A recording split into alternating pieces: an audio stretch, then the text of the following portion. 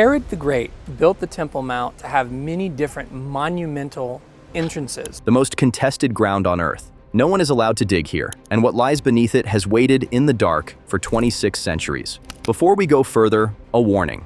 The history buried beneath Jerusalem is real. The artifacts are real. But the true mystery of this place is not a tale of terror. It is an architectural puzzle that has stayed unsolved for 2,600 years. On a site that cannot be excavated, where every claim is fiercely contested, and where every stone holds 1,000 secrets. What follows is the genuine record, and it is stranger than any fiction. Let us start with the number itself. 2,600 years. It points to one scorched moment. The summer of 586 BCE. The armies of the Babylonian king Nebuchadnezzar II breached the walls of Jerusalem. They burned the first temple, the temple that tradition says King Solomon raised on this rocky hill, and they pull the city down into ash. That fire is the anchor of everything we are about to explore. For a very long time, that date lived only in scripture. Then, just south of the platform, in a dig known as the Givati parking lot, archaeologists uncovered a two-story house. They named it, simply, Building 100. It belonged to the city's ruling class, and it had been destroyed in a single catastrophic inferno. Inside the rubble lay a thick layer of ash, charred beams, fragments of carved ivory, and the weapons of the people who died there. Bronze arrowheads from the Judean defenders, and the heavier iron arrowheads of the Babylonian army that overran them.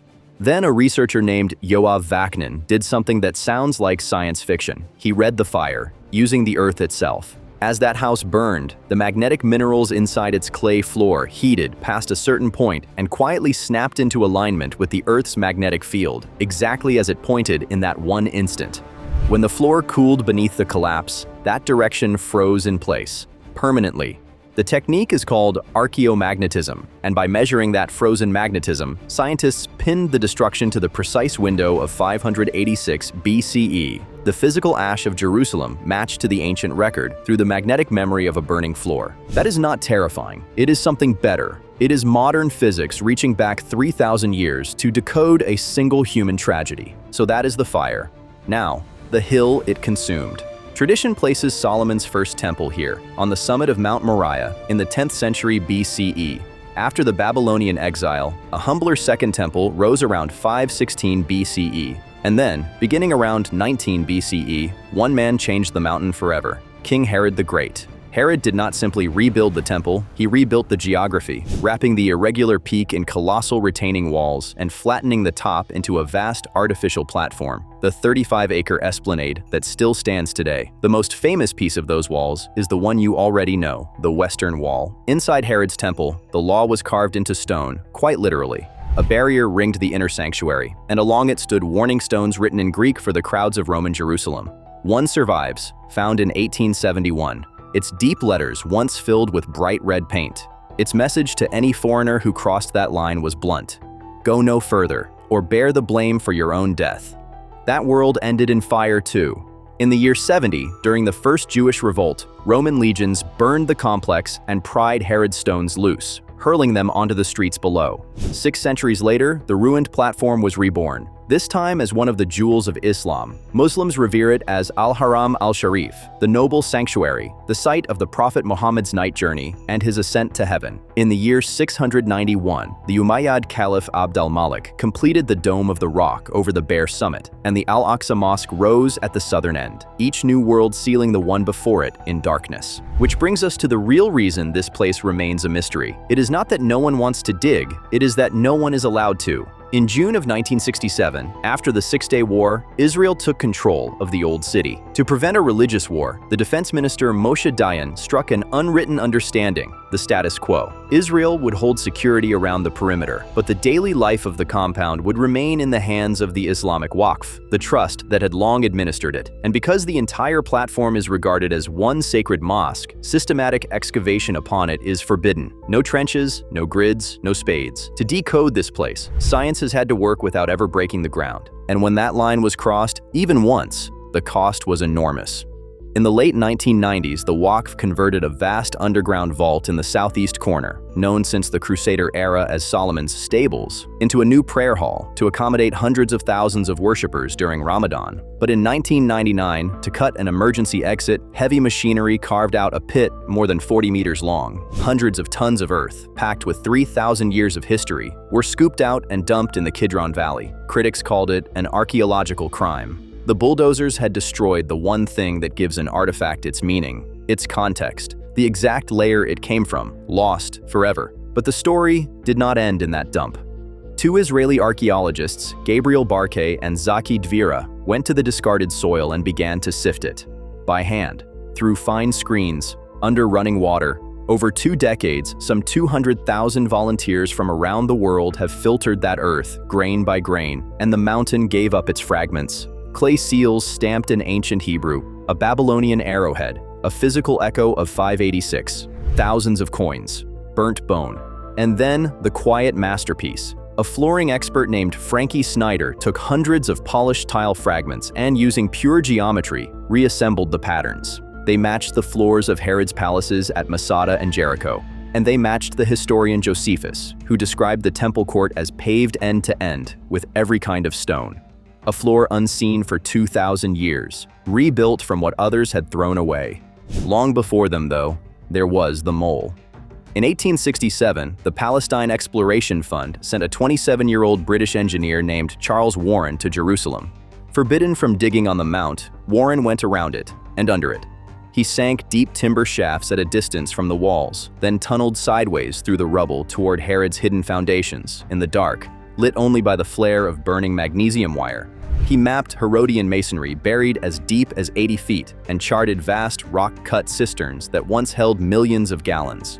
His maps remain the baseline for everything we understand beneath the surface today. Now, the deepest question of all, and the one that turns archaeology into a battlefield. Where exactly did the Holy of Holies stand? The traditional answer places it over the bare bedrock inside the dome of the rock.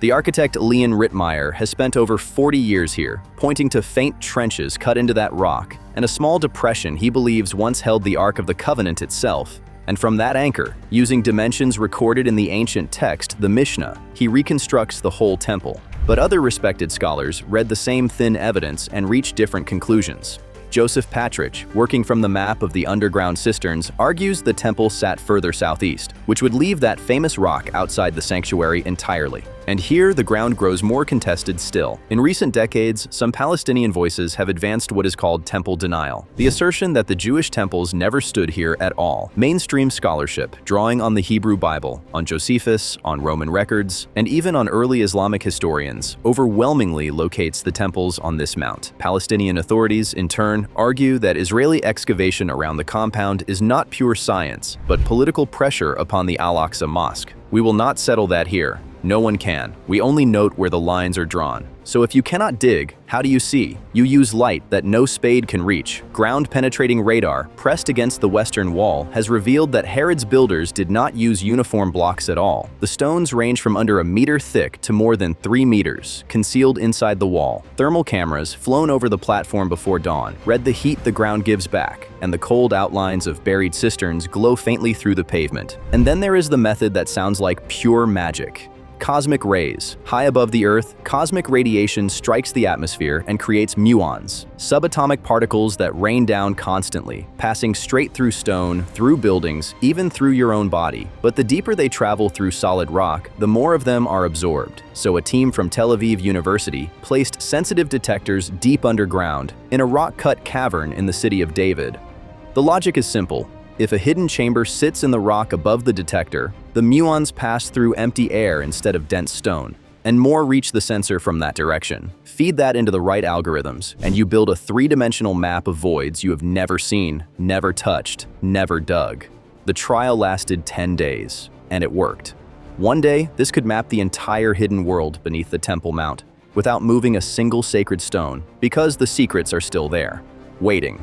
On the eastern wall stands the Golden Gate, sealed shut with heavy masonry for centuries. Jewish tradition holds that the divine presence will return through it with the Messiah. Christian tradition says Jesus entered through it on Palm Sunday. And in 1969, a brief glimpse into a grave before it revealed the top stones of an older arch buried beneath, possibly a gate from the Herodian or even First Temple age. It now lies under an active cemetery, untouchable. And beneath the foundation stone itself, inside the dome of the rock, there is a small cave, the Well of Souls, marble-paved, quiet, lit low. For centuries, visitors have noticed something strange. Stamp your foot on one spot of the floor, and you hear a hollow echo, as if another chamber waits below. Some say it is an ancient tomb. Some say a crusader ventilation shaft. An older theory holds that, if the great altar once stood above, this cave drained away what the sacrifices left behind. No one knows because no one is permitted to test the hollow beneath that floor. And so it remains, an enduring phantom of history. So, after 26 centuries, have they decoded the Temple Mount? No, not completely. And perhaps that is the real answer. This is not a place of terror. It is a place of staggering human endurance, where Babylonian arrowheads sleep beneath Umayyad arches, where cosmic rays are needed to map a single buried cistern, where half the world turns every day to pray. The archaeologists have not unlocked this mountain because faith and diplomacy and the sheer weight of history will not let it open easily. They have only gathered the fragments, read the magnetism frozen in old ash, mapped the emptiness beneath the stone. And that, the true story, is stranger and far more haunting than any fiction we could invent.